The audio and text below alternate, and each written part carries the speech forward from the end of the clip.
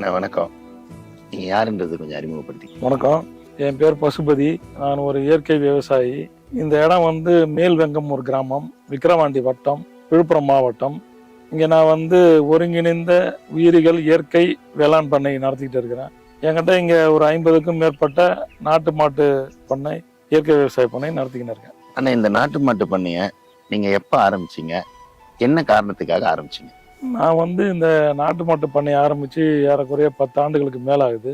அதாவது நான் இப்போ முதல்ல இயற்கை விவசாயம் பண்ணணும்னு நான் நினச்சி இயற்கை விவசாயம் பண்ண இந்த இடத்த வாங்கி இயற்கை விவசாயம் பண்ண ஆரம்பிக்கும் போது, இயற்கை விவசாயத்துக்கு முக்கியமானது நாட்டு மாடுகள் இருக்கணும். நாட்டு மாட்டு பண்ணை முக்கியம்.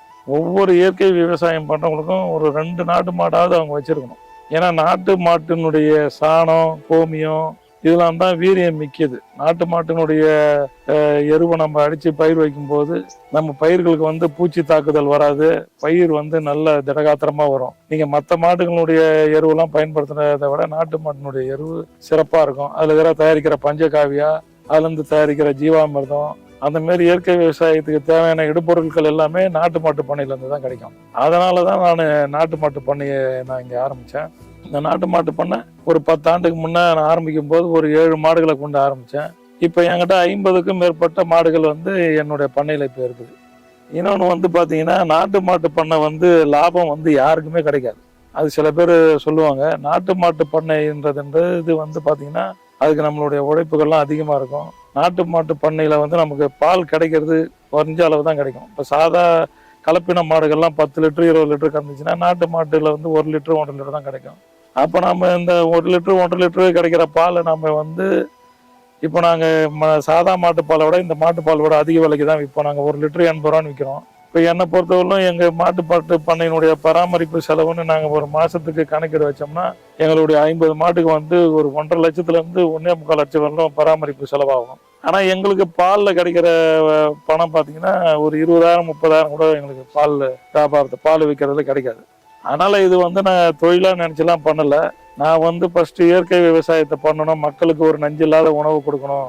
1969 பசுமை புரட்சி இந்த யூரியா, பூச்சிக்கொல்லி இப்படிப்பட்ட மருந்துகள்லாம் கலப்பின பயிர்கள்லாம் அது இன்றைய காலத்துல அதிக நச்சுத்தன்மை ஆகிய காலகட்டத்தினால இதனால நிறைய சிறிது வயசு குழந்தைகள்லாம் பாதிக்கப்படுறாங்க.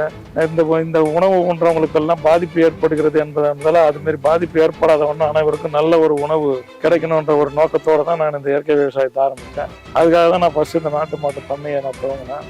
அப்போ நான் பண்ணை ஆரம்பிக்கும் போதே எனக்கு நிறைய பேர் அறிவுறுத்தினாங்க, உங்களுக்கு இதில் நிறைய நஷ்டம் ஏற்படும் சொல்லிட்டு. நான் அதை நான் என்னுடைய விருப்பத்துக்காக நான் இது ஒரு சேவையாக தான் நான் இதை துவங்கினேன். இப்போ என் பண்ணையில் பார்த்தீங்கன்னா, என்கிட்ட நாட்டு மாட்டு பண்ணையில் பார்த்தீங்கன்னா காளை மாடுகள் தான் அதிகம் இருக்கும். ஏன்னா இப்போ என்னுடைய காளை மாடுகளை நான் விற்க மாட்டேன். ஏன்னா வச்சுக்கோங்க, இங்கே இருக்கிற காளை கண்ணுக்குட்டிலாம் இதெல்லாம் பார்த்தீங்கன்னா காளை கண்ணுக்குட்டி தான். அதை நாங்கள் ஒரு தெய்வமாக நினச்சி அதை வணங்குறோம்.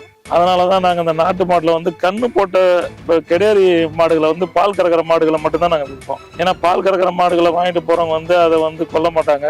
அது அவங்க நம்மளை விட நல்ல முறையில் பராமரிப்பாங்கன்றதால நாங்கள் அதை மட்டும் விற்போம். இந்த காளை மாடுகள்லாம் நாங்கள் விற்க மாட்டோம். அதனால தான் நான் சொல்கிறேன், இந்த நாட்டு மாட்டு பண்ணை என்பது தொழில் கிடையாது, இது ஒரு தான். இது பார்த்தீங்கன்னா ஒரு சேவை தான்.